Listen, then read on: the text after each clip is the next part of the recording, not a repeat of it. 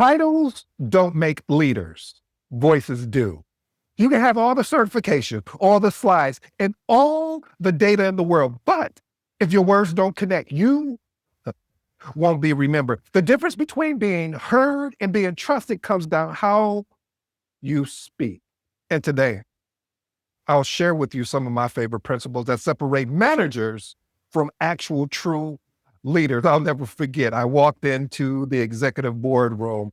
I felt confident. I felt I was unstoppable. I had my 37 slide deck with enough data to tranquilize a rhinoceros. My talking points were rehearsed like a Broadway audition. I was about to do something that was so big, I knew I was going to win in that role. So I launched into my presentation. By slide 12, I was deep into cost variance analysis. When I noticed the CFO staring at the ceiling, it felt like he was praying for a rescue. The head of marketing wore the same polite smile, you know, the one your toddler gives you when you tell them about dinosaurs and flying pancakes. A slow chill hit me.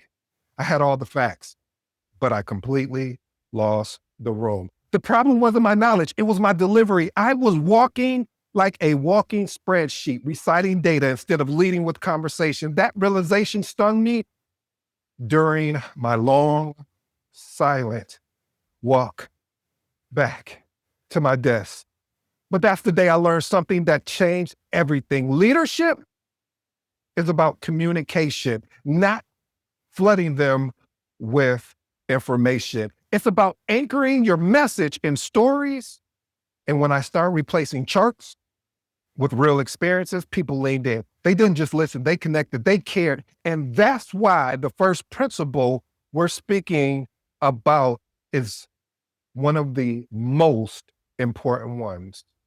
Principle number one, anchor with stories. Stories turn abstract points into real experiences people can connect with. A well-placed story makes lessons memorable, while facts alone often fade. The best leaders don't just share data, they share meaning. Why is this important? New leaders often bury their audience in data, but data alone is forgettable. Stories make you relatable, and relatability earns trust. Without a story, your words risk being technical but hollow. Experiment with these actionable tips. Share a real experience, not a polished highlight. Next one, keep it short and tie it back to the lesson. And the last and final one, use stories to explain the why, not just the what. Here's my professional insight. When you tell a story about a failure or recovery, people see you as being human and credible.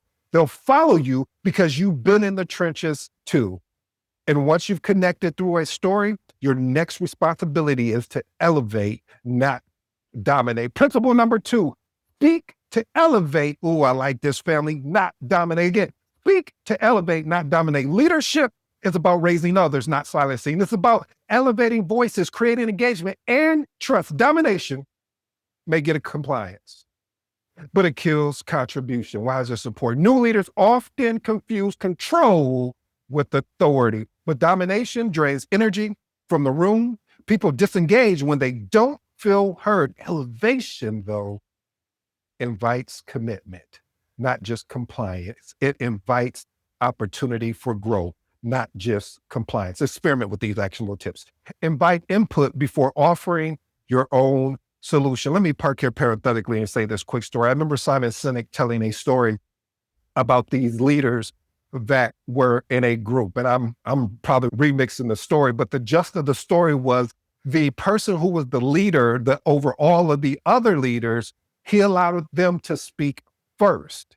And he was the last one to speak. A lot of times in leadership, we have a tendency to want to speak first and then allow them to speak last. And what tends to happen is now we lose a lot of good ideas. We lose a lot of good potential solutions because of the fact of they're afraid that if they top your solution, because maybe you didn't create watch this, family, a safe place to have a conversation. But let me digress back to these points. Again, invite input before offering your own solution, publicly acknowledge contributions before redirecting. And the last and final one, do this with, what do you think is best. I like that, family. Here's my professional insight. True leaders aren't the loudest in the room. They're the ones people want to follow when the room goes quiet. The easiest way to elevate others is by asking powerful questions. Principle number 3, ask questions more than you give orders. Questions spark ownership and collaboration, while orders create dependency. Leaders guide discovery. They don't dictate every move. Basically, orders demand compliance. Questions, they invite ownership. Why is this important? New leaders who rely on giving orders end up carrying all the weight themselves. Teams become dependent and stop thinking critically. Asking questions create accountability and a shared ownership. Experiment with these actionable tips. Start meetings with what is blocking us today. Next one. Use how might we instead of here's what we use, what we'll do. I'll go down a rabbit hole on that particular actionable tip because if I gotta go, I'm sorry. So excuse me. It frustrates me when you are in settings where people tell you this is what we always done. And then you say, why? Well, because we've always done it that way. That does not help solve the problem that we're up against. But I digress. Let's get next to the next one. Ask questions you don't know the answer to. Here's my professional answer. The smartest leaders ask the most questions, not give the most commands. But when you don't know the answer, never stop at, I don't know. Principle number 4, never say, I don't know without an actual follow-up. Admitting uncertainty shows honesty, but leaving it there shows weakness. Leaders add direction by committing to the next steps. This keeps the momentum alive. Why is this important? New leaders lose trust fast when they stop at, I don't know.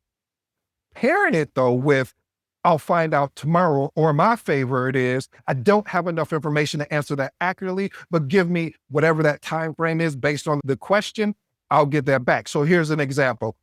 I don't have enough information to answer that accurately, but I could get you an answer within 24 hours. See, this builds confidence. What this does is, I'm not saying that I know everything because I don't. But what I'm saying is I'm willing to go seek the answer and to figure out how we can move forward. Experiment with these actionable tips. Always add a next step after admitting uncertainty. Next one, give a clear timeline for resolution. And the last and final one, circle back, even when you only have a partial update. Here's my professional insight. Uncertainty paired with direction creates trust. I like that, family, because uncertainty alone destroys it. And how you frame your follow-up depends on choosing the right words. Principle number 5, choose strong words. Again, choose strong words. Language shapes perception. Weak words create doubts, while strong words inspire confidence. Leaders speak with intention and authority. Why is this important? New leaders often undermine themselves with soft phrases. People assume you're hesitant means lack of ability. Strong words carry weight, and they command what my great sister Aretha Franklin said, RESPECT. I mean, respect, ladies and gentlemen. Experiment with these actual tips. Replace I'll try with I'll commit. Next one, swap, or I should say swap, hopeful with we plan. And the next one, use an active voice. We will deliver on whatever that is. Here's my professional insight. Your vocabulary becomes your reputation. Protect it with strong decisions. But strength without clarity can still confuse, which is why transparency matters. Principle number 6, be transparent, not overly technical. I like that, family, because transparency builds trust, but too much detail creates confusion. Leaders simplify complexity so the message lands. Communication is about clarity, not showing off how smart or how genius, or basically what I'm saying here, family, of how much knowledge you have. See, why is this important? See, new PMs and leaders often overwhelm to prove their competence. I've been there. We've all been there because we want to show how valuable we are. But an audience that's confused will just basically stop listening. Simplifying shows mastery and earns respect. Experiment with these actionable tips. Translate technical terms into business outcomes. Next one, use a one slide for executive. Detailed notes for your team. And the last and final one, share only what's relevant at that particular moment. Here's my professional insight. If they leave the room confused, you didn't communicate. You just spoke.